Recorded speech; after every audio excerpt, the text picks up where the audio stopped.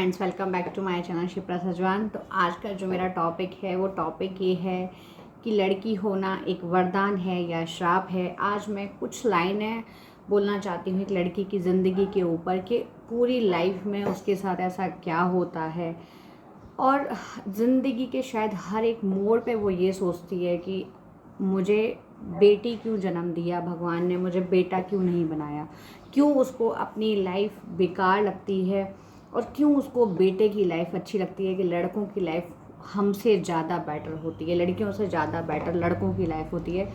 तो चलिए शुरू करते हैं। उनकी ज़िंदगी पता नहीं खुद के लिए तो होती ही नहीं है। वो बचपन में माँ बाप के साथ बड़े होकर सास ससुर के साथ रहती हैं। अपनी मन मर्जी उनकी कहीं भी नहीं चल पाती है। शुरू से ही उनको कैसे रहना है, कैसे चलना है, उनकी सुंदरता पर ध्यान देना सिखाया जाता है। ज़्यादा हंसना, ज़्यादा बोलना, ज़्यादा खेलना जैसे शब्द उनको रोके टोके जाते हैं या बोलते हैं तुमको पराए घर जाना है। पराया घर तो माँ बाप का होता है जो शादी के बाद पराया हो जाता है और पति का घर अपना हो जाता है। ये देखते पराया मायका पराया हो जाता है और मायके वाले पराए हो जाते हैं। अपना सुख दुख वो किसको बताए वो उसे समझ नहीं आता है। और देखिए ये कैसी विडंबना है कि जब वो माँ बनती है तो बेटा पैदा करने के लिए एक बेटी को ही परेशान किया जाता है।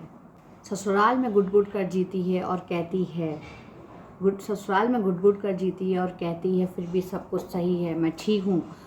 क्यों? क्योंकि उसे लगता है कि मेरी वजह से मेरे माँ बाप दुखी हो जाएंगे। ससुराल में अपनी जगह बनाने के लिए वो वो काम करती है जो उसको कभी ना आते थे, ना उसने कभी किए थे। परवाह ना करके घर की और घर वालों की परवाह करना जैसे उसकी आदत सी बन जाती है। बिना किसी लालच के, बिना किसी मोह के अपना सब कुछ त्याग देती है अपना घर बनाने में।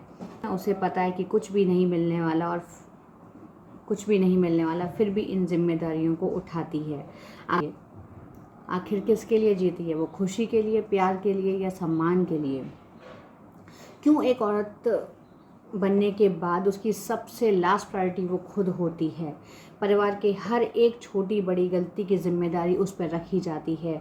बचपन से उसे सिखाया जाता है कि बड़ों का सम्मान करना, लेकिन जब वो बड़ी बनती है तो उसका सम्मान कोई करता है या नहीं इससे किसी को कोई फ़र्क नहीं पड़ता। सारे काम के बाद भी, इन सारे काम करने के बाद भी अगर उससे कोई गलती हो जाए उसे उंगली उठाने आ जाते हैं। और जब भी वो इन सभी बातों से हार जाती है, थक जाती है, तो खुद को समझाती है, खुद को समझाती है, खुद को संभालती है और खुश रहने की कोशिश करती है। इतना सब कुछ होने के बाद भी हर रिश्ते को अच्छे से निभाती है और बेवजह मुस्कुराती है जैसे कि सब ठीक है। भगवान ने उसे इस काबिल बनाया है, इसलिए वो औरत कहलाती है। तो आज जो मैंने आपके सामने बोला है ये मैंने खुद लिखा हुआ है और मेरे खुद के जो विचार हैं वो मैंने लिखे थे। तो मैंने कहा आज लिख के और उसके बाद आप लोगों को बताती हूँ। तो ये मैंने खुद लिखा हुआ है और मैंने सोचा कि इसको मैं पढ़ के सुनाऊँगी आप सबको। तो आई होप आपको आज का जो छोटा सा मेरा ये जो लड़कियों के ऊपर या औरतों के ऊपर जो आज मैंने कुछ लाइनें लिखी हैं तो आई होप आपको अच्छी लगी होंगी। अगर आपको अच्छी लगी हो तो लाइक कीजिए और शेयर कीजिए। Thank you so much.